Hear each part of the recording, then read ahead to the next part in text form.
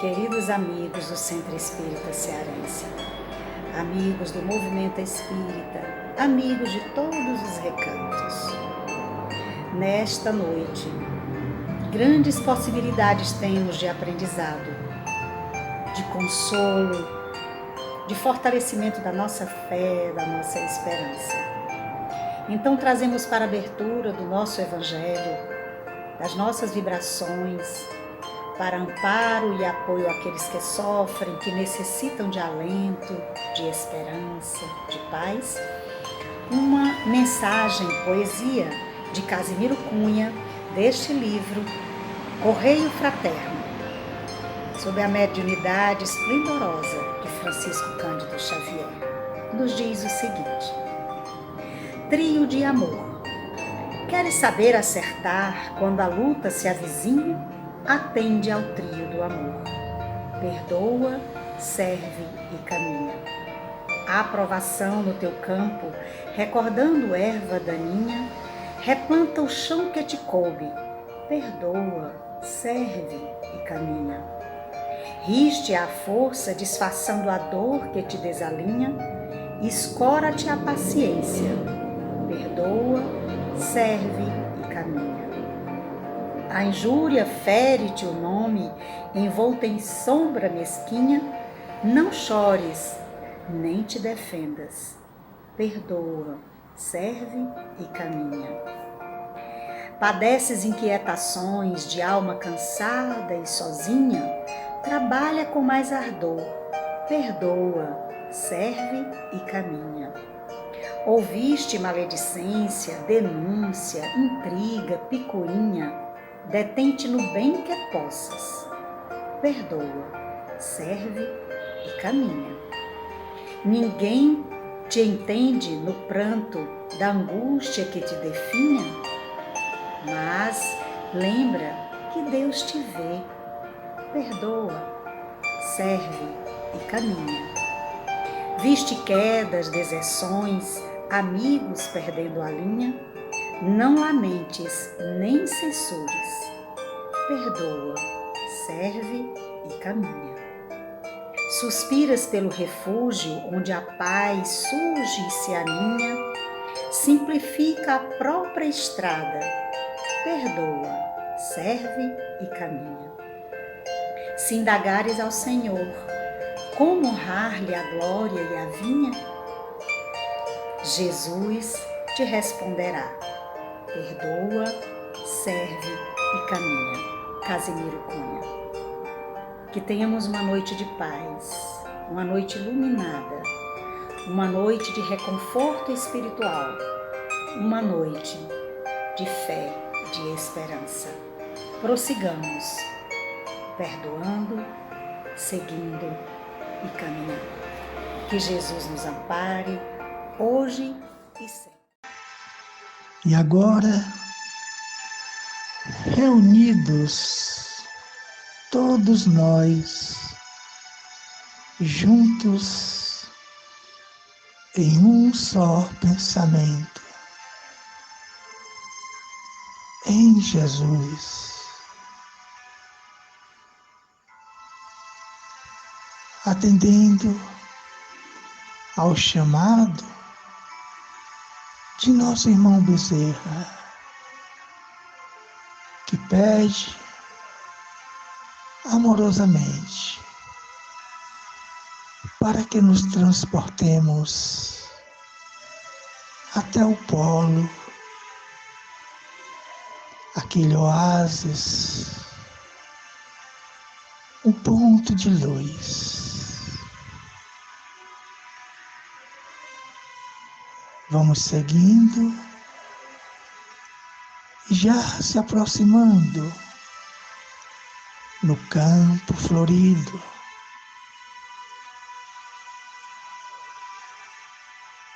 Vemos Jesus. Ele nos pede que apacentemos os nossos corações e pede para que sentemos do lado nosso querido irmão Bezerra, nos dando boas-vindas, com olhar sereno, brando e de muita compaixão, dando início o Evangelho de Jesus. Obrigado, querido irmão Bezerra. Obrigado, Jesus. Que assim seja. Boa noite, amigos e amigas. Prece pelos dirigentes religiosos, pelas famílias, amigos enfermos, trabalhadores da área da saúde, pelos que passam por dificuldade financeira, irmãos em situação de rua, amigos e familiares desencarnados e pelos suicidas. Salmo 91, modificado. Aqueles que habitam no esconderijo do Altíssimo, à sombra do Onipotente, descansarão. Diremos do Senhor: Ele é o nosso Deus, o nosso refúgio, a nossa fortaleza, e nele confiaremos. Porque ele nos livrará do laço do passarinheiro e da peste perniciosa. Ele nos cobrirá com as suas penas, e debaixo de suas asas nos confiará. A sua verdade será o nosso escudo. Não teremos medo do terror da noite, nem da seta que voa de dia, e nem da peste que anda na escuridão, nem da mortandade que assola ao meio-dia. 1000 cairão ao nosso lado, e 10.000 à nossa direita, mas não chegará até nós. Porque Tu, ó Senhor, é o nosso refúgio. Nenhum mal nos sucederá, praga alguma chegará à nossa casa. Porque aos Teus anjos dará ordens a nosso respeito, para nos guardarem em Teus caminhos. Eles nos sustentarão nas Suas mãos e nos livrarão de todos os males. Porquanto, diz o Senhor, encarecidamente me amaram, também eu os livrarei. Quando me invocarem, eu lhes responderei. Estarei com vocês na angústia, e dela os retirarei, e os glorificarei. Fartá-los-ei com largura de dias, e lhes mostrarei a minha salvação. Pai de vida e misericórdia, te agradeço pela oportunidade que sempre tive em poder trabalhar para o bem do meu e das pessoas, do meu próximo. Ilumina-me para que eu possa receber, procurar entender as mensagens dos bons espíritos, principalmente do meu mentor, para poder viver melhor, para poder ajudar aqueles que necessitam. Que eu não venha me impressionar com as orientações daqueles irmãos que ainda não entenderam Teus ensinamentos, que ainda continuam fazendo mal, não procurando iludir as pessoas a praticarem atos não compatíveis com Teus Evangelhos. Dá-nos a força necessária para podermos seguir em frente, de cabeça erguida, para que um dia possamos alcançar a terra prometida. Que tua luz, que teu amor sempre continue conosco. Que assim seja. Deus Todo-Poderoso, não nos deixais sucumbir às tentações em que devemos falir. Espíritos benevolentes, que nos protegei, desviai-nos esse mau pensamento. Dai-nos a força de resistir às sugestões do mal. Se nós sucumbirmos, teremos merecimento a expiações em muitas faltas nesta vida e em outras, porque somos livres para escolher. Que a bênção de Deus caia sobre todos nós hoje e sempre, que assim seja. Evangelho segundo o Espiritismo, capítulo 28. Ação de graças pela vitória obtida sobre uma tentação. Item 22.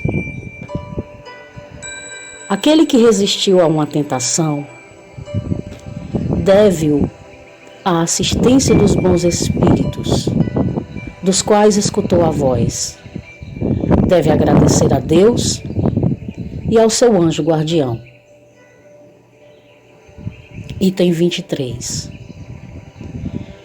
Meu Deus, nós vos agradecemos por nos terdes permitido sairmos vitoriosos da luta que viemos de sustentar contra o mal. Fazei com que essa vitória nos dê força de resistir a novas tentações. E vós, nossos anjos guardiões, nós vos agradecemos pela assistência que nos destes. Possam nossas submissões aos vossos conselhos merecer de novo a vossa proteção. E assim seja. A doutrina da consolação nos assiste e nela confiamos todos os dias da nossa vida. A ela nos entregamos e confiamos na assistência carinhosa dos espíritos amigos. E solicitamos neste momento orientação para pedir um conselho. Mas quando estamos indecisos sobre o fazer ou não fazer uma coisa, devemos antes de tudo propor a nós mesmos as seguintes questões. Aquilo que hesitamos em fazer pode acarretar qualquer prejuízo a outros? Pode ser proveitoso a alguém? Se agirmos assim, ficaria nós satisfeitos com a solução? Se o que pensamos fazer somente a nós nos interessa, lícito nos é pesar as vantagens e os inconvenientes pessoais que nos possam advir. Se interessa a outros, e se resultando em bem para um, redundará em mal para outros, cumpre igualmente, pesemos a soma de bem ou de mal que se produzirá, para nos agirmos a agir ou abster-nos. Enfim, mesmo em se tratando das melhores coisas, importa ainda considerarmos a oportunidade e as circunstâncias concomitantes, porquanto uma coisa boa em si mesma pode dar maus resultados em mãos inábeis. Se não for conduzida com prudência e circunspecção, corremos vários riscos. Antes de empreendermos, convém consultemos as nossas forças e os meios de execução. Em todos os casos, sempre podemos solicitar a assistência dos nossos espíritos protetores. Lembramos desta sábia advertência: na dúvida, abstente. E em seguida formulamos uma oração. Em nome de Deus Todo-Poderoso, Inspirai-nos, bons espíritos, que nos protegeis, a melhor resolução a ser tomada na incerteza em que nos encontramos. Encaminhamos nosso pensamento para o bem e livrai-nos da influência dos que tentarem transviar-nos. Amém. Evangelho, capítulo 28, coletânea de preces espíritas, item 25, melhor decisão. Em nome de Deus Todo-Poderoso, bons espíritos que nos protegeis, inspirai-nos a melhor resolução a tomar na incerteza em que estamos. Dirigi nossos pensamentos para o bem e desviai a influência daqueles que tentarem nos desencaminhar. Assim seja. Boa noite, queridos irmãos. Vamos ler o capítulo 17, Sede Perfeitos. O item 8, a virtude. A virtude, em seu mais alto grau, comporta o conjunto de todas as qualidades essenciais que constituem o homem de bem. Ser bom, caridoso, laborioso, moderado, modesto, são qualidades do homem virtuoso. Infelizmente, elas são com frequências acompanhadas de pequenas enfermidades morais que as desornam e as atenuam. Aquele que exibe a sua virtude não é virtuoso, uma vez que lhe falta a qualidade principal, a modéstia, e tem o vício mais contrário, o orgulho. A virtude verdadeiramente digna desse nome não gosta de se exibir, é adivinhada, mas se oculta na obscuridade e foge da admiração das multidões. São Vicente de Paulo era virtuoso, o digno cura d'Ars era virtuoso, e muitos outros, poucos conhecidos do mundo, mas conhecidos de Deus. Todos esses homens de bem ignoravam eles mesmos que fossem virtuosos. Se deixavam ir na corrente de suas santas inspirações e praticavam o bem com um desinteresse completo e um inteiro esquecimento de si mesmo. É a virtude assim compreendida e praticada que eu vos convido, meus filhos. É essa virtude verdadeiramente cristã e verdadeiramente espírita que eu vos convido a vos consagrar.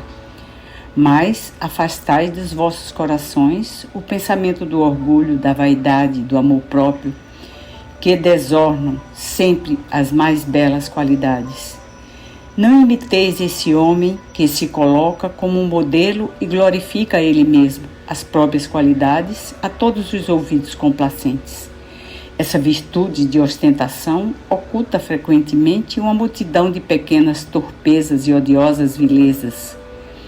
Em princípio, o homem que exalta a si mesmo, que eleva uma estátua à sua própria virtude, aniquila só por esse fato todo o mérito efetivo que possa ter.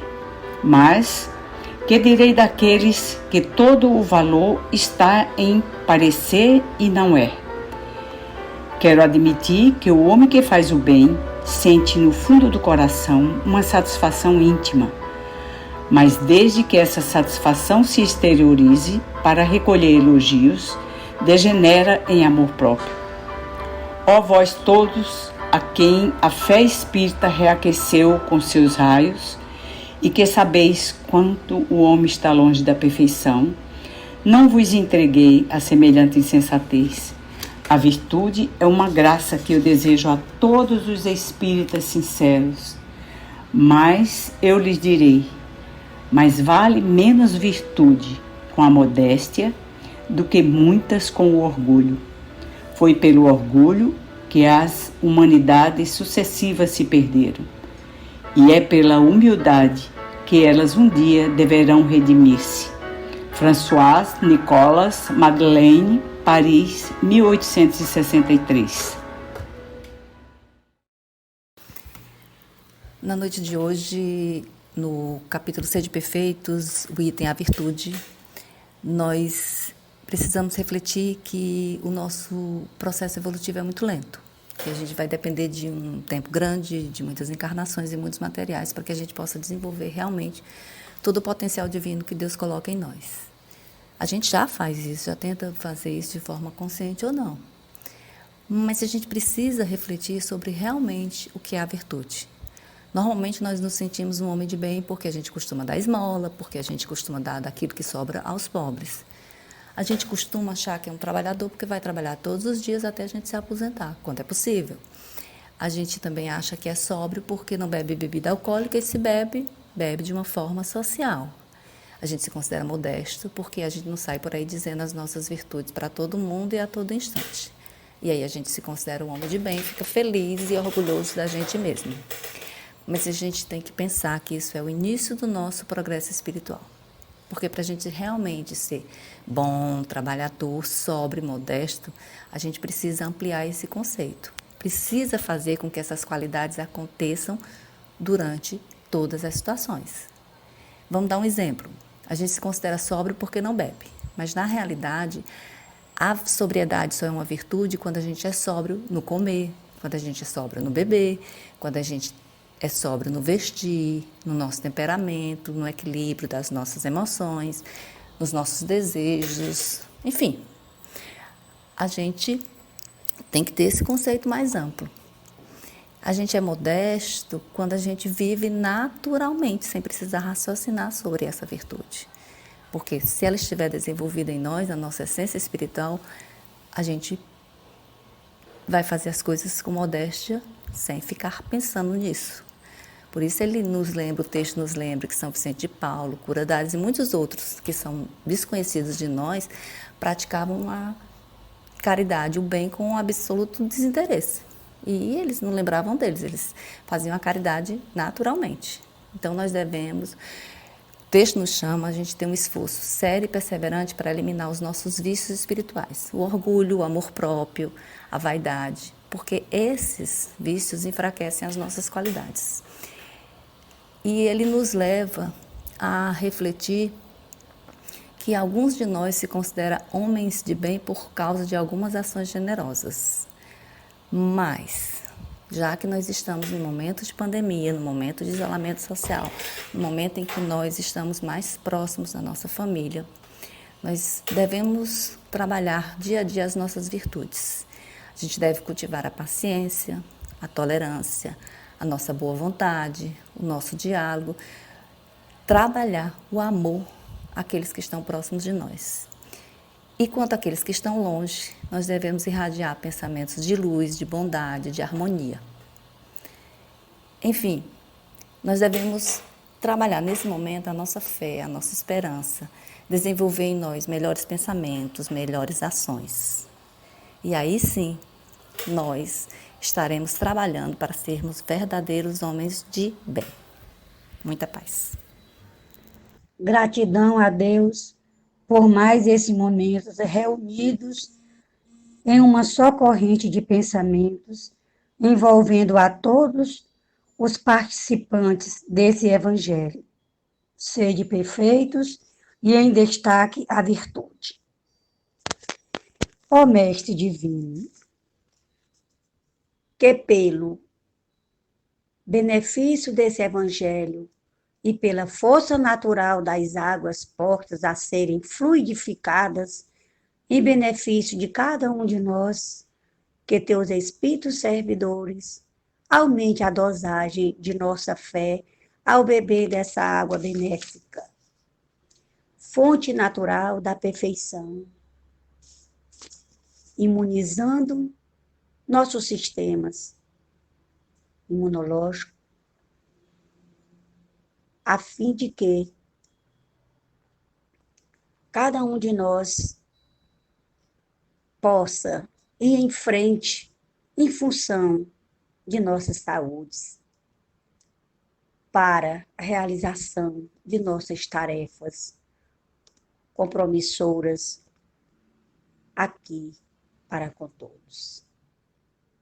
Te pedimos, Jesus divino, que cada um de nós possa ser imunizado por essa fonte divina, natural, a água.